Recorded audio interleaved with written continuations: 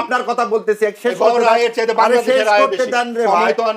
আপনার ইন্ডিয়াদের এত লাগে কেন? আপনাদের পাকিস্তানিদের এত লাগে কেন? আমি তো পাকিস্তানের কথা একবার তুলিও নি মুখে। ভাসুরের নাম তো দিবেন না, আপনারা কেন বললেন? ভাসুরের নাম তো আওয়ামী লীগ করেনি।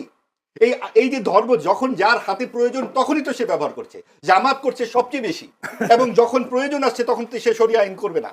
এই জন্য ইসলামী আন্দোলনের পীর সাহেব কিন্তু চলে গেছেন যে ওরা তো কি ইসলাম এটা। আপনি যখন ইসলামিক আন্দোলন সে কারণে চলে গেছে, মুখে বলেছে, আমি আপনাকে আমি শুনেছি। হ্যাঁ অবশ্যই তাদের মধ্যে তো এটা নিয়ে আসল সমঝোতা ছিল, যাই বলুক মুখে তো বলেছে ভাই। আমরা তো একজন সিনিয়র নেতার কথা তো আমাদের তিনি তো এই কথা পরিষ্কার বলেছেন যে জামাতে ইসলামী শরিয়া আইন করতে চায় না, এবং এটা তো আমরা এখন দেখছি তারা মেয়েদেরকে 5 ঘন্টা সময় দিয়ে দিচ্ছি ইত্যাদি অনেক কাজ টাজ করছে, এবং এত বড় একটা দল একজনও নারী প্রার্থী নাই। আপনি দেখুন 2026 সালে পৃথিবী কোথায় এগিয়ে গেছে, এবং সেই জায়গায় আমরা একটা দক্ষিণপন্থী সাম্প্রদায়িক দলকে প্রধান রাজনৈতিক দল হিসেবে দেখতে চাচ্ছি, যারা একটি নারীকেও মনোনয়ন দেয় না, এবং যারা কি করবে তাদের পররাষ্ট্রনীতি কি, স্বরাষ্ট্রনীতি কি পরিষ্কার করে না, এবং যারা ইসলামী শাসন নিয়েও তাদের অবস্থান পরিষ্কার করে না। তারা সুবিধা মতো মুফতে এক এক সময় এক এক কথা বলে। আপনি একটা নির্বাচন হবে 20 দিন পরে, আজকে থেকে শুরু হয়ে গেছে কার্যক্রম, ডোরে ডোরে যাচ্ছে, তার ইশতিহার কোথায়? তার পরিষ্কার একটা ইশতিহার লাগবে না যে আমার এই বিএনপি যেটা দিয়েছে একটা সংস্কার কর্মসূচি অনেক আগেই দিয়ে, এগুলা কি নতুন করে আমার মুখে কিছু বলার আছে? কে না জানে। এবং সেইগুলো বই তো ওই যে বললাম 15 খণ্ডের মধ্যেই তো সবকিছু আছে। তারপরে 80 এবং 90 দশকে উপন্যাস, কবিতা, গান লেখা হয়েছে, 71-এর গানগুলো লেখা হয়েছে, সব ভারতীয় লোকজন এসে তো লিখে দিয়ে গেছে এখানে। এবং এইখানকার যে মানুষ, প্রত্যেকটা মানুষ যখনই সেখানে যারা ছিলেন তাদের পরিবার খুঁজলেই পাওয়া যাবে। এই কয়েকজন রাজাকার ছাড়া সবাই তো ক্ষতবিক্ষত 71-এর, এবং সেটার ধারাবাহিকতা আমরা সকলেই বহন করছি। আমার ধারণা শাহরিয়ার ভাইও বহন করছেন। কাজে এখানে আমাদের এই অস্বীকার করবার কিছু নাই। আর এগুলা নিয়ে বিতর্ক করে এই যে আপনি 1.5 বছর ধরে 18 মাস ধরে যে এত ভারতীয় আধিপত্যবাদের বিরুদ্ধে কথা শুনেন, আমরা কি পেলাম শুনে? আমরা পেলাম যে এখন আমরা মব সন্ত্রাস দেখছি চারিদিকে, কথায় কথায় মব সন্ত্রাস, কারণ এটা ভারতীয় আধিপত্যবাদের বিরুদ্ধে আমাদের দাঁড়াতে হবে। আমাদের শিক্ষকের গায়ে হাত তুলতে দেখছি, আমরা কথায় কথায় রাস্তাঘাট আটকে ফেলছি, আমরা কেউ কারো কথা শুনছি না। এবং এই সব কিছু কি 24-এর গণ অভ্যুত্থানের প্রত্যয়? 24-এর গণ অভ্যুত্থানে কি আমরা এগুলো চেয়েছিলাম? শেখ হাসিনা গুম খুন কণ্ঠে এই গান শুনে আমার জীবদ্দশায় আর আমার কোনো কিছু স্বপ্ন নাই যে গান আমি শুনেছি। এই গান যে অসাম্প্রদায়িক বাংলাদেশের গান আমি শুনেছি, কোন রাজনৈতিক তত্ত্ব আমাকে সেখান থেকে বের করে আনতে পারবে? এখানে কি শেখ হাসিনা বা আওয়ামী লীগের পক্ষে আমি কিছু বলছি নাকি? আওয়ামী লীগ যেই দুরাচার করেছে, যেই কর্তৃত্ববাদী শাসন করেছে, যে স্বৈরাচার করেছে, তার জন্য তো তার হেলিকপ্টারই তুলে দেওয়া হয়েছে। কিন্তু হেলিকপ্টার কি দেশে একটাই ছিল? আগামীতে যারা এই কাজগুলো করবেন, যারা মুনাফিকি করবেন, যারা কোনো রকম সুনির্দিষ্ট পরিকল্পনা দেবেন না, তাদেরকেও নানান রকম যানবাহনে তোলা হবে।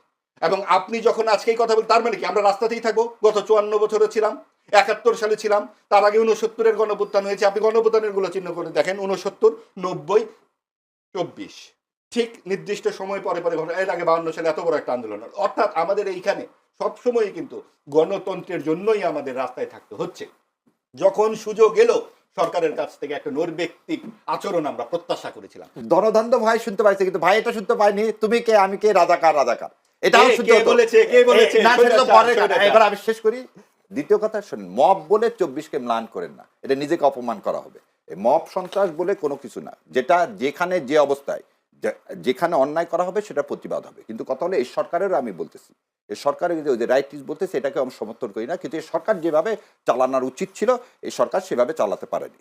আর একটা জিনিস বলি, এই জামাত ইসলামের বিরুদ্ধে এই 71 সালের এবার জনগণের উপর ছেড়ে দেন না। আমরা তো অনেক কিছুই বললাম, মুক্তিযুদ্ধকে ধারণ করতে হবে, 24-এর বিপ্লবকে ধারণ করতে হবে। 24-এর বিপ্লবকে 90-এর অভ্যুত্থানের সাথে তুলনা করলে নিজেকে অপমান করা হবে, এবং 24-এর বিপ্লবকে মব বানানোর জন্য সবসময় জুলাই সদস্যের জন্য বলছে 24-এর এই আদর্শকে লালন পালন করতে। যারাই লালন পালন করতে চায় না তারাই ভারতের আধিপত্যবাদ দেখতে পায় না। আর ভারতের আধিপত্যবাদ নিয়ে আমি আপনার কাছে শেষ বললাম যে একদিন বললাম যে 71, আর একদিন ভারতীয় আধিপত্যবাদ, ভারত কিভাবে আমাকে চুষে খেয়ে ফেলে দিছে, মানে ওই যে আটুল ট্রেন আপনার বাংলাদেশের মানুষের ট্রেনে গরুর গায়ে লাগে, রক্ত খাওয়া শেষ হয়। তো আজ থেকে এটা হচ্ছে যে খুবই গুরুত্বপূর্ণ বেশ কয়েকটি প্রসঙ্গ উনি বলেছেন, যে ভারত নানান রকম অত্যাচার করছে বাংলাদেশকে, কি যেন বললেন। তো আসলে আমাদের যে প্রতিবেশী তাদের সঙ্গে তো আমাদের অনেক ধরনের সম্পর্ক থাকবে। পাকিস্তান কি আমাদের ফালানিকে গুলি করে মারতে পারবে নাকি? পাকিস্তান গুলি করতে তো ওটা 71 সালে দেখেছি কিভাবে গুলি করতে হয়, নতুনভাবে তো আর দেখার কিছু নাই।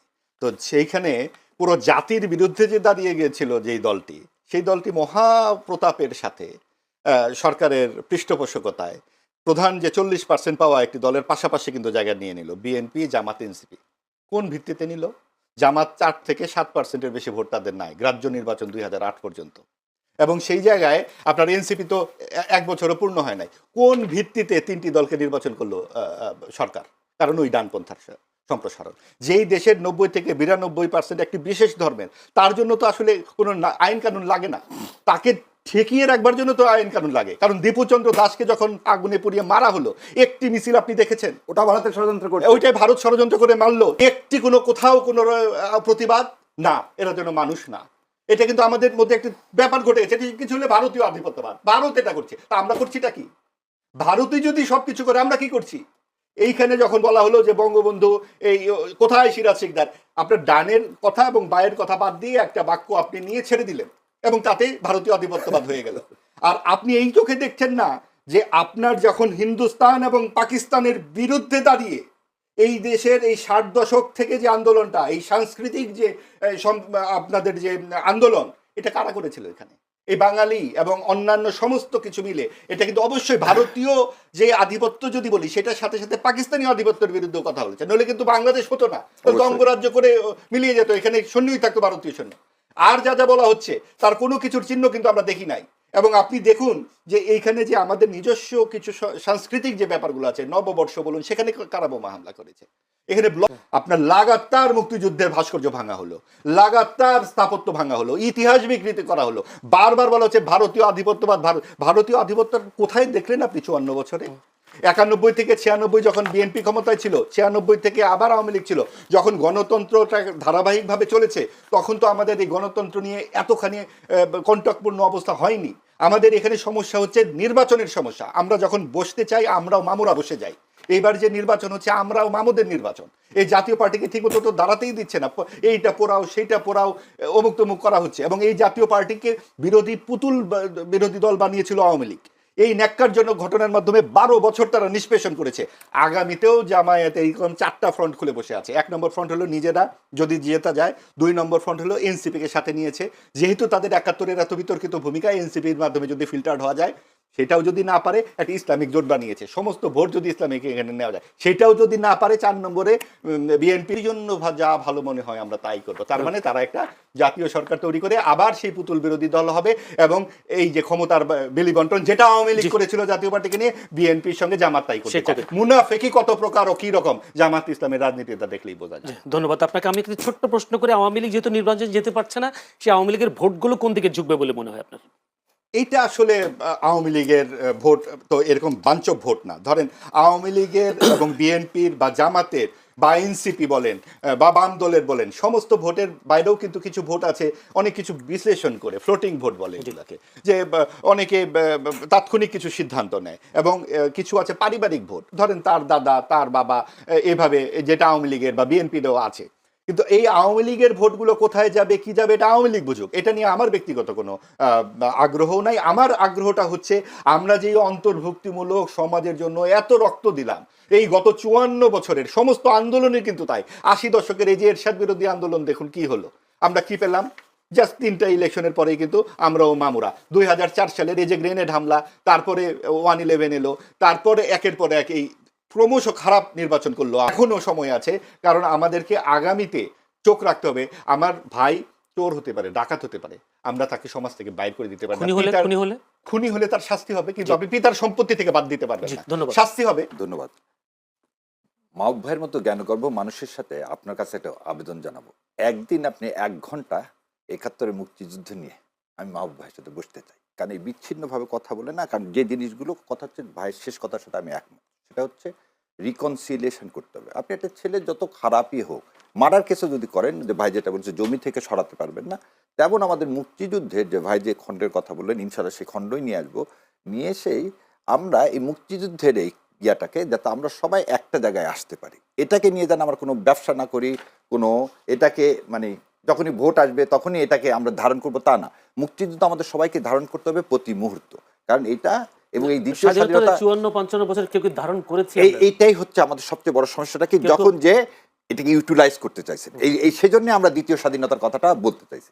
তারপরে একটু বলে নিই, 1952 সালে ভাষা আন্দোলন করছে কিন্তু আমরা ইস্ট পাকিস্তান, তখন কিন্তু ভারত না। 1905 সালে বঙ্গভঙ্গ হয়, সে বঙ্গভঙ্গের বিরোধিতা করছিল, তখন কিন্তু বাংলা ভাষাভাষীরাই কিন্তু বঙ্গভঙ্গ রোধ করে 1911 সালে করছে। সেটা আমার চেয়ে আমার ভাই ভালো জানে। সো বাংলা ভাষাভাষী মিলে আমরা ভাগ হয়েছি তা কিন্তু, তাহলে তো পশ্চিমবঙ্গ আমার মধ্যে আসার কথা ছিল, আসাম আমার মধ্যে আসার কথা ছিল, তা হয়নি। তারা যেভাবে আমাদেরকে ভাগ করেছে ইন্ডিয়া, সেটা আচ্ছা। এবার তাহলে হলো কি, 1952 সালে যে ভাষা আন্দোলন, সেটা পাকিস্তান আমাদের উপর যেটা চাপিয়ে দিতে চাইছে, কারণ আমাদের উপর না, সে পাকিস্তান উর্দু চাপিয়ে দিতে চাইছে সবার কাছে। বেলুচিস্তানের ভাষা উর্দু না, তো সিন্ধের ভাষা উর্দু না, তো পুরা পাকিস্তানের উপরে কাজী আজম মোহাম্মদ আলী জিন্নাহ যেভাবে উর্দুকে চাপিয়ে দিতে চাইছেন, সেটা অন্যায়, এবং তার জন্য আমাদের প্রতিরোধ, এবং সেজন্য বাংলাকে আমরা সবসময় ধারণ করি। দ্বিতীয় যে কথাটা হচ্ছে, ছায়ানট উদীচিতে সে যেই হামলা করুক, সে হামলা তীব্র নিন্দা সবসময় করতেছে।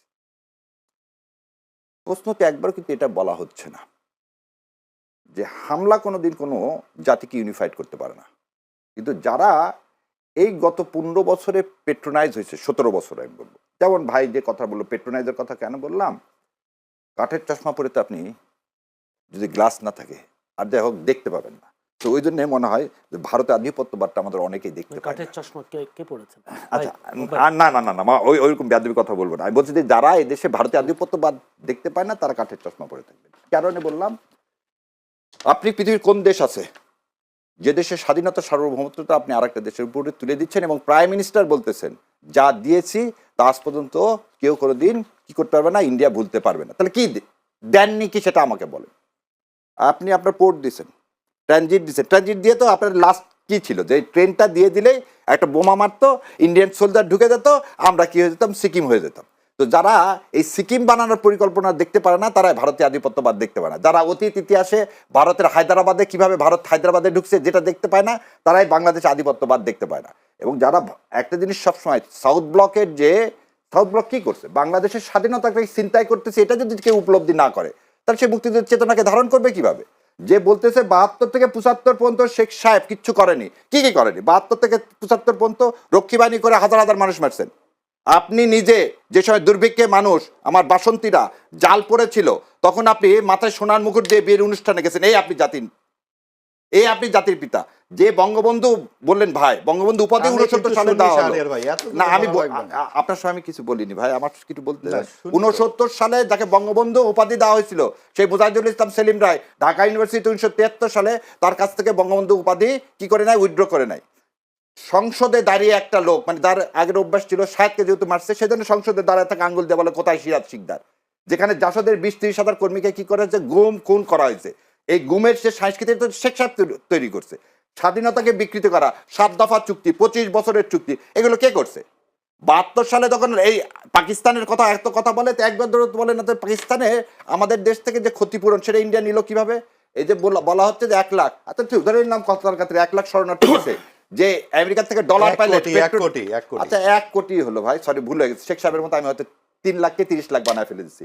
সেজন্য 1 কোটি দিয়েছে, সেই 1 কোটি আমি ধরলাম, আর যেটাই দেখ গেছি তো আমরা, এটা তো বিষয় নাই, তারা ফ্রি খাওয়াইছেন না ইউএস ডলার দিয়ে যে জাতিসংঘ থেকে যে টাকা পাইছেন সেটা দিয়ে খাওয়াইছেন, সে কথা তো হিসাব নেন না আপনারা। সো ভারতীয় আধিপত্যবাদ আমরা কি কি দেখতে পাই না, আমার সমস্ত নদী উত্তরবঙ্গে, আমি যাই না ভাইয়ের বাড়ি, আমার বাড়ির সামনে দাগে নৌকা দিত, আমরা ছোটবেলায় দেখছি, এখন সেখানে হেঁটেও কোনো পানি পাওয়া যাবে না। সো দেশটাকে ড্রাইড আপ করে দিচ্ছেন, অর্থনৈতিকভাবে আপনি মেরে ফেলে দিচ্ছেন, বাংলাদেশের সমস্ত টাকা ইন্ডিয়াতে পাচার হয়ে গেল, ইন্ডিয়া এখন সেই টাকা ইউজ করতেছে আমার ইলেকশনের বিরুদ্ধে। এগুলো আমরা কেউ দেখতে পাচ্ছি না। আমার দেশে আমার হাতিকে খুন করে ইন্ডিয়াতে কি দিলেন আপনি, তাকে কি দিলেন? এখন এই কথাটা বললে তো ভাই রাগ করবে। যদি ভাইটা বললেন যে মার্ডার করছে, তার বিচার হওয়া উচিত। আপনি খুনিকে আশ্রয় দিলেন কেন? শেখ হাসিনা জাতিসংঘের রিপোর্ট অনুযায়ী আমাদের সব বাদ দিলাম, জাতিসংঘের রিপোর্ট নিয়ে তার কেউ কোনো বিতর্ক করতেছে না। ভাইও তো বললো যে সে যে কাজ করছে হত্যা করছে, সে একটা হত্যাকারীকে আপনি ভারত আশ্রয় দিলেন, তাহলে আপনি বাংলাদেশের কতখানি ভালো চান? পাকিস্তানের ক্রিকেটের কথা বললেন, পাকিস্তান বয়কট করেনি ইন্ডিয়াকে আগে, আমি পাকিস্তান কি করছে দ্যাট ইজ হিজ ম্যাটার। আমি একটা ইন্টারন্যাশনাল ডোমেস্টিক খেলা খেলতে যাব, সেই ডোমেস্টিক খেলাতে আপনি আমাকে মুসলমান হিসাবে তাড়া দিচ্ছেন, বাংলাদেশে কোন হিন্দুকে কোথায় তাড়া দিচ্ছে? আমরা সম্প্রীতির দেশ বলতেছেন, আমরা কোন দিন অসাম্প্রদায়িক ছিলাম? আমরা কোন দিন অসাম্প্রদায়িক ছিলাম? আপনি যে 70 সালে এলএফও করলেন, আওয়ামী লীগ তার ম্যানিফেস্টোতে দিলেন কি ইসলাম বিরোধী কোনো কিছু করবে না, তখন কোনো সমাজতন্ত্র ধর্মনিরপেক্ষতা কোথায় ছিল? 70 সালে ভোট করলেন কার ভিত্তিতে? মানুষকে আপনাকে ম্যান্ডেট দিচ্ছে এগুলো করার? আপনি 72 সালে যে সংবিধান করলেন, এই ওই জন্য বললাম যে একদিন মুক্তিযুদ্ধ এবং সংবিধান নিয়ে আসে, আমার মনে হয় একটু যেদিন যে অন্যদিকে আমি চলে যাচ্ছে। দেখায় দিব যে আজকে কোন কোন যথেষ্ট দিন বলছেন হইতে উনি। শুনেন আমরা যথেষ্ট বলতেছেন। না, আমাকে একটু শেষ আলাদা করতে দাও, রাখতে আপনার হবে। সবাই বলতে পারিনি তো ভাই, আপনার সবাই একবার আমি গুণাক্ষরে ইয়া করি, আমাকে বলতে দেন, কারণ সত্য কথা শুনতে হবে ভাই, এবং জাতিকে এটা হচ্ছে জাতির সাথে এবার আপনার কথা উত্তর দিই। জনাব তারেক রহমান উনি দুইটা কথা বলছেন, একটা গুপ্তর কথাটাই বলি, আমি শ্রদ্ধে সম্মানের সহিত হারের চৌধুরীর কথা মনে করতেছি, যাকে মাটি দেওয়ার সময় প্রকাশ্যে মাটি দেওয়া যায়নি, সো গুপ্তর কথা বলে তিনি নিজেকে বিতর্কিত করবেন। তার দলের লোকজনের মধ্যে গুম হয়েছে কত, সেটা গুম কমিশনের রিপোর্টে আছে। সো গুপ্ত সুপ্ত, এবং আপনারা সবাই দেখেন সবসময় বলতো কি ঈদের পরে আন্দোলন, আমি এখনই আপনাকে চালায় দেখা দিচ্ছি যে রিজভী সাহেব ভিতর থেকে আন্ডারগ্রাউন্ড থেকে কি করলেন, উনি ঘোষণা দিলেন, খালি রিজভী সাহেব সালাউদ্দিন সাহেব হতো তখন কি কর, তখন কোনোভাবে সম্ভব ছিল প্রকাশ্যে আসা? গত 15 বছরের যে অত্যাচার নির্যাতন, মত প্রকাশের যে স্বাধীনতা নাই, একটা মানুষের তো কারো কোনো স্বাধীনতা নাই। আপনি আপনি আপনার বাড়িতে একটা কোরআন শরীফ রাখতে পারবেন না, তাকে আপনি কি করে দিচ্ছেন, এফআইআর বলে দিচ্ছেন জঙ্গি বই, কোরআন শরীফকে আপনি জঙ্গি বই বানাইছেন, এই কথা কেউ বলেন না, এই কথা কেউ বলেন না। আপনি কতখানি উদ্ধতে, এটা ভারতের আধিপত্যবাদ না, আপনি একটা সেগমেন্টকে রাইটিস্ট ব্লক বানায় ফেলে দিচ্ছেন। কেন আমরা 90% মুসলমান, আমরা রাইটিস্ট হবো কেন? আমরা তো আগেও যাচ্ছিলাম, আজও তাই। আমার পাশে আমার ছোটকালে আমার বন্ধু হিন্দু ছিল না, সে এখন আমার বন্ধু নাই। সময় দিয়ে না আমাকে। তাহলে আজকে কেন এইভাবে ন্যারেটিভ তৈরি করা হবে? দ্বিতীয় যে প্রশ্নটা হচ্ছে, জান্নাতের টিকেটের বলতেছি যদি তাড়াতাড়ি যে উনি একজনকে ডেকে নিয়ে আসলেন, বললেন শোন, জান্নাতের মালিক তো আল্লাহ সুবহানাহু ওয়া তাআলা, আপনাকে একটা ক্লাসে বই দেওয়া হলো, আপনি বইটা সুন্দর মলাট করে নিয়ে রেখে দিলেন, পরীক্ষায় বসলে বইটা পড়লেন না, এবং বইয়ে দাদা মুখস্থ করার তাও করলেন। আমাদের ছোটবেলা আমাদের মারা খুব মারতেন, পড়তে দিছে, আমার এখনো মনে আছে, মা পড়তে দিয়ে বলছে এই আধা ঘন্টার মধ্যে পড়া শেষ করবি, পড়া শেষ করতে পারতো না, খুব মারতো। তা আল্লাহ সুবহানাহু ওয়া তাআলা কোরআন এবং হাদিস আপনাকে দিলেন, সেই অনুযায়ী চলতে বললেন, আপনি চললেন না, পরীক্ষায় কি পাশ করবেন? তো ওনার প্রথম অংশটুকুন শেষ, ঠিক আছে, যে আল্লাহ সবকিছু মালিক, আল্লাহ তো আপনার কোরআন ও সুন্নাহ দিছে, ওই জন্য ওনার কথা মধ্যে আরেকটা আছে, সে বলছে যে মুহাম্মদ সাল্লাল্লাহু আলাইহি ওয়াসাল্লামের মদিনার যেভাবে চালাইছে আমরা সেভাবে চালাবো, সেভাবে যদি চালাই আমি সবথেকে খুশি, সবার আগে তো আমি তো তাকে সমর্থন দিয়ে বসে আছি। তো দুইটাকে কন্ট্রাডিক্ট করার কোনো সুযোগ নাই। ধন্যবাদ। আমি মনে হয় একটু মাহবুবাজির কাছ থেকে শুনে আসি। মাহবুবাজিজ, যদি প্রশ্ন, যদি কোনো কথা বলা থাকে তা আপনি বলবেন, আমি কয়েকটা প্রশ্ন করে রাখি। একটু বলে নিই, তারপরে প্রশ্নটা করেন।